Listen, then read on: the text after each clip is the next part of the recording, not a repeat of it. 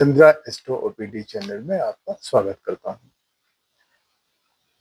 यूं तो आपने बहुत से वीडियोस देखे होंगे जिनमें आज हम केतु के बारे में चर्चा करने वाले हैं। तो आपने पहले भी बहुत से वीडियो देखे होंगे जिसमें बड़े ज्ञानी मनीषियों ने केतु के बारे में बताया है। बट केतु जो प्लेनेट है, यह स्वयं एक डिटैचमेंट का कारक है। जैसा कि आप जानते हैं, केतु जहां भी बैठ जाता है, आपको पता है कि केतु आपको वहां से डिटैच कर देता है। बट हमारे ऋषि मुनियों ने यह भी माना है कि केतु हमारा मैजिक है। It's the magic of the person. Rahu is our attention. कुंडली में राहु जहां भी बैठा होगा, आपका अटेंशन वहां जरूर होगा और आप वहां हमेशा डिससेटिस्फाइड होंगे। इसको आप अपनी कुंडली में चेक कर लीजिएगा। केतु जहां बैठेगा, आपको वहां से डिटैच करेगा। केतु जहां भी बैठा होगा, उसके पहले वाला घर जहां भी आएगा, वहां कुछ ना कुछ डैमेज जरूर करेगा। केतु जहां बैठा है, वहां पर आप अल्टरनेट्स जरूर खोजेंगे, विशेष रूप से 7th हाउस की अगर बात करें। बट हम यहाँ पे ये देखेंगे कि केतु पहले से लेके 12वें घर में जब बैठता है तो उसके क्या इफेक्ट होते हैं। हम यहाँ एक जनरल बात करेंगे, इनको आप अपनी कुंडली पे लगा के चेक कर सकते हैं।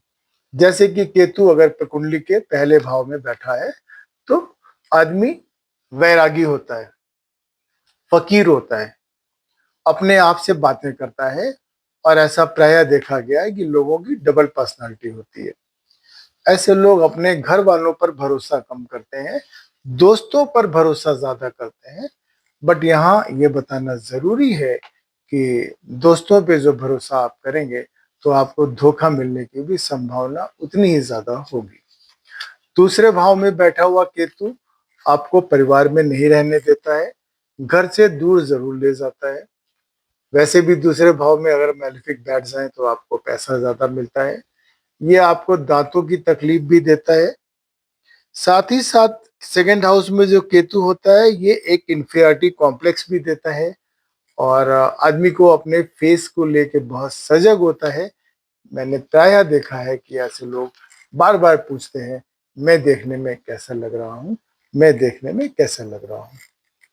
3rd हाउस में बैठा हुआ केतु भाई बहनों में सबसे छोटा बनाता है और कई बार देखा गया है कि किसी न किसी बॉडी पार्ट में कोई प्रॉब्लम केतु जरूर देता है। आदमी के घर का एड्रेस कंप्लीट नहीं होता है। 3rd हाउस में बैठा हुआ केतु थायराइड की प्रॉब्लम भी देता है। आपके घर की नैरो ओपनिंग बनाता है। साथ ही साथ आपके मेन डोर पे कोई ना कोई ब्रेक का निशान, ब्रोकिस का निशान जरूर होता है। आपकी कोई हॉबी नहीं होती, क्योंकि 3rd हाउस हमारा हॉबी का भी होता है। तो अब हम चौथे घर में केतु की बात करेंगे। चौथे घर में बैठा हुआ केतु आपको अपने रिश्तेदारों से, परिवार से अलग करता है। आपकी कम्युनिकेशन स्किल को नैरो बनाता है। आपको अपने सिबलिंग से बात करने में मजा नहीं आता है। अक्सर मैंने देखा है कि चौथे घर में बैठा हुआ केतु आपके पेरेंट्स को तकलीफ देता है। बहुत से केसेस में अन्य ग्रहों का कॉम्बिनेशन देखने के बाद ही इसको कंफर्म कर सकते हैं। बट मैंने प्रायः देखा है कि एक ही पेरेंट्स होते हैं, माँ को जीवन में दुख जरूर मिलता है, माँ के पैरों की घुटने की समस्या भी आती है।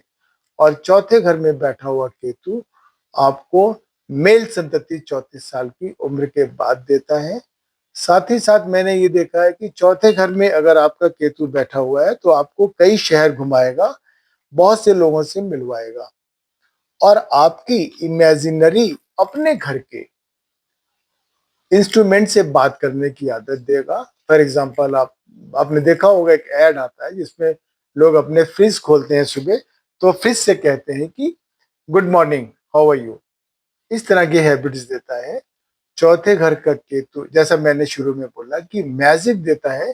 तो अगर आप कोई व्हीकल चलाते हैं, आप यकीन माने, अगर आप कोई व्हीकल चला रहे हैं तो ये खराब नहीं होगा और आपको मंजिल पर हर हालत में पहुंचाएगा।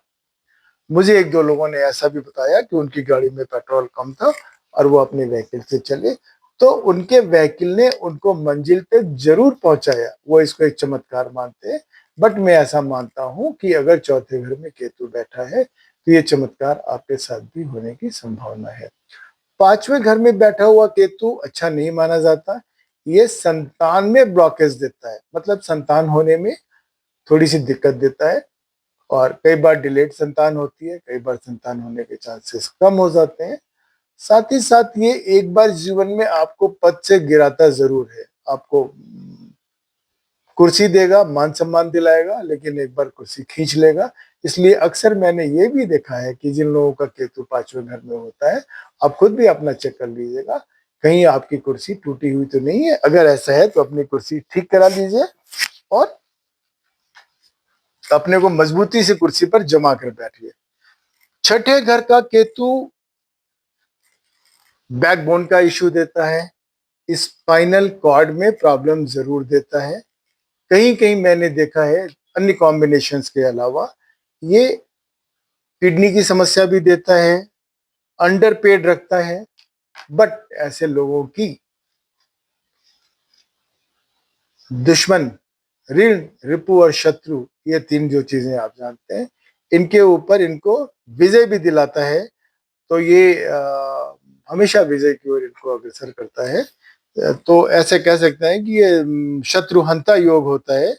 इसके अलावा भी जिसका छठे घर में केतु बैठा हुआ है, ऐसे लोग अच्छे ज्योतिषी भी बन सकते हैं, और ये जो भी आपको बताएंगे, बोलेंगे आपके बारे में, उसके सच होने की संभावना होती है। सातवें घर में बैठा हुआ केतु दो विवाह की ओर इशारा करता है। ऐसे लोगों की शादी अचानक होती है, बहुत ज्यादा धूमधाम से नहीं होती है, कई रिजेक्शंस के बाद शादी होती है। पत्नी से प्रायः वैवाहिक संबंधों में उतार चढ़ाव देखने को मिलता है। तो यहाँ ये कहना जरूरी है कि शायद ये सच ना हो 100%, बट ऐसे लोग एक अल्टरनेट पार्टनर रखते जरूर है। और ऐसे लोगों का अपने मामा के परिवार से संबंध थोड़ा सा चैलेंजिंग होता है, तनावपूर्ण होता है। आठवें घर का केतु आपको लंबी आयु देता है, बट यहाँ पे आपको डिटैचमेंट भी देता है, ससुराल आपका कम आना जाना होगा। ये लंबी आयु देता है, तो ऐसे लोग बहुत लंबा जीते हैं। तो ऐसा कहते हैं कई जगह कि ऐसे लोगों की मृत्यु मांगनी पड़ती है। केतु यहाँ भी ये कहता है कि आप कभी भी शो ऑफ ना करें। ऐसे लोगों को इनहेरिटेड प्रॉपर्टी मिलने की संभावना बहुत ज्यादा होती है। प्राय ऐसा देखा है कि लोग अपनी प्रॉपर्टी नहीं बना पाते हैं और इनहेरिटेड प्रॉपर्टी एंजॉय करके चले जाते हैं। नवे घर में बैठा हुआ केतु आपको दूसरे धर्म की ओर ले जाने का प्रयास करता है, और ऐसे लोग कहीं ना कहीं, अगर आपका केतु 9th हाउस में है, लव मैरिज का भी इशारा करता है, और दूसरे धर्म में लोग शादी कर लेते हैं। ऐसे लोगों को अपने धर्म में शायद आस्था कम होती है, मंदिर भी जाते हैं तो ज्यादा लाइन में लगने की जरूरत नहीं समझते हैं। केतु 9th हाउस में है तो प्रायः देखा है कि आपके पिता कभी न कभी सीढ़ियों से जरूर गिरे होंगे। आपके घर में ऐसा कोई शख्स जरूर होगा जिसको स्पीच थेरेपी की आवश्यकता होगी। ऐसे लोगों का अपने ससुराल से बहुत अच्छा संबंध नहीं होता है। ससुराल से संबंधों को सुधारने की आवश्यकता है। 10वें घर में बैठा हुआ केतु कहता है मैं किसी के अंडर में काम नहीं कर सकता, मुझे काम करने में मजा नहीं आता। ओवर थिंकिंग की आदत देता है 10वें घर में बैठा हुआ केतु, और ऐसे लोग प्रायः नौकरी छोड़कर इंडिपेंडेंट काम करने की ओर आगे बढ़ते हैं। 11वें घर का बैठा हुआ केतु कहता है कि मेरे सामने कौन, मैं सबसे बड़ा हूं। शायद यही एक वजह है कि 11वें घर का बैठा हुआ केतु परिवार में सबसे बड़ा बनाता है। आपके एल्डर सिबलिंग भी 3 हो सकते हैं, आपके 3 दोस्त हो सकते हैं जो दूसरी जाति धर्म से हो सकते हैं, गरीब हो सकते हैं क्योंकि केतु अमेरिका का कारक नहीं है। साथ ही साथ ये आपको ससुराल से अच्छे संबंधों की ओर इशारा नहीं करता, और आपको अगर फायदे की बात देखें तो आपको शेयर मार्केट से फायदा दिला सकता है।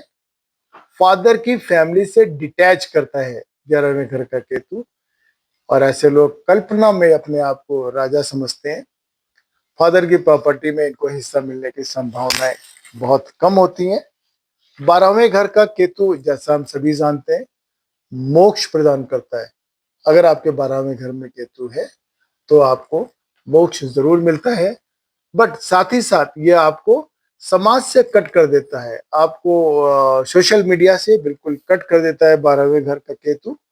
यहाँ केतु आपको पैसा जरूर दिलवाता है और आप में बहुत सी स्किल्स भी देता है। केतु डेफिनेटली 12th हाउस में बैठा हुआ आपको संत बना सकता है, साधु बना सकता है, लेकिन पत्नी का सुख आपको मिले इस बात की कोई गारंटी केतु नहीं देता है। तो ये हमने आपको पहले घर से 12वें घर के बारे में, केतु के बारे में एक शॉर्ट स्नैप देने की कोशिश की है। ये बहुत डिटेल में भी है, हम इस पर फिर कभी वीडियो बनाएंगे तो विस्तृत चर्चा करेंगे और केतु के सभी कैरेक्टरिस्टिक्स के बारे में आपको अवगत कराएंगे। अगर आपको मेरा ये वीडियो पसंद आया तो लाइक करें, सब्सक्राइब करें और मुझे कंसल्टेशन करने के लिए मेरा मोबाइल नंबर है 9739428312। नमस्कार, धन्यवाद।